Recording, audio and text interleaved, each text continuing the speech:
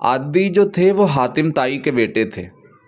एक दफ़ा रसूल करीम सल्लल्लाहु अलैहि वसल्लम की बारगाह में आए तो आके सलाम पेश किया।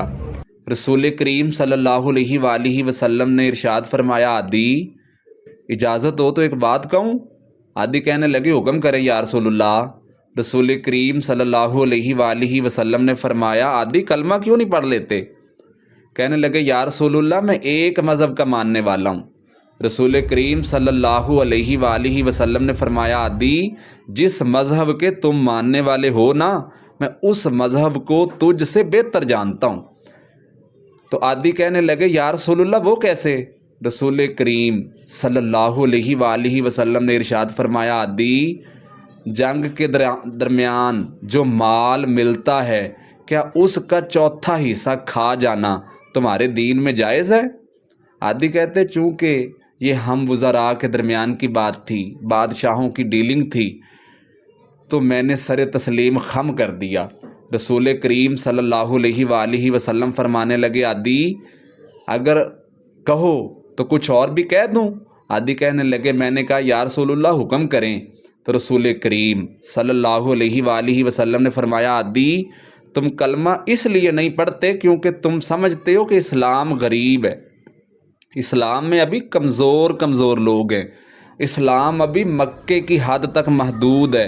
लेकिन मेरी एक बात याद रखना, मुकाम हिरा का नाम सुना है।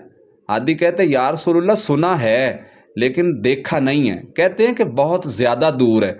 हजूर ने फरमाया, एक दौर आएगा, मुकाम हिरा से एक औरत ऊँटनी पे बैठेगी और अल्लाह के घर बैतुल्लाह का तवाफ़ करने आएगी और उसके दिल में सिवाय अल्लाह के किसी का डर और खौफ नहीं होगा। रसूल करीम सल्लल्लाहु अलैहि वसल्लम फरमाने लगे, आदि कैसरो किसरा के बादशाह का नाम सुना है। तो आदि फरमाने लगे, जी या रसूलुल्लाह मैंने सुना है।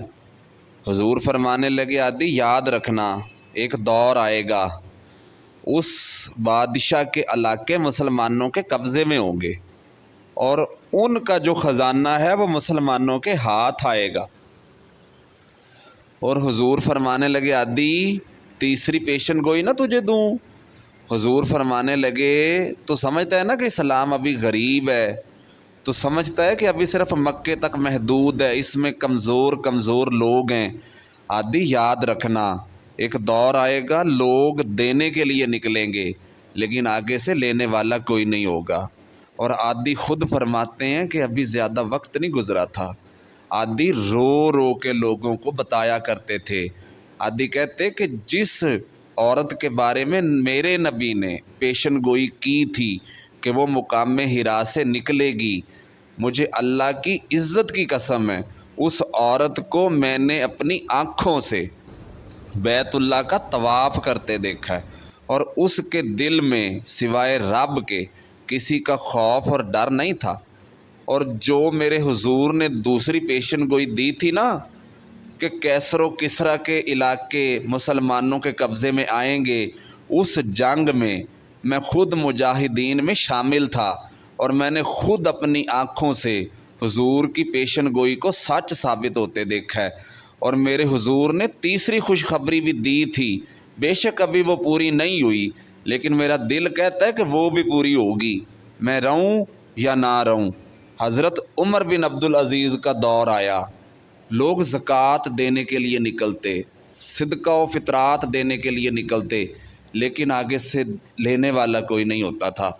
जिस बंदे को गरीब समझ के लोग देने के लिए जाते थे ना, वो बंदा आगे से कहता था, अरे भाई ले जा, मैं तो खुद रात आगे किसी को दे के आया हूँ।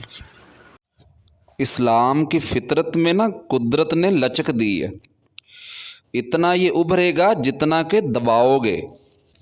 ये पीरों मुरीदों और उलमा की वजह से नहीं छाएगा। ये क्यों छाएगा भला। अरसला रसूलहू बिलहुदा दीनिल हक, ये इसलिए छाएगा क्योंकि अल्लाह ने भेजा ही हक के साथ है, ये आया हक के साथ है, लिहाजा छा जाएगा।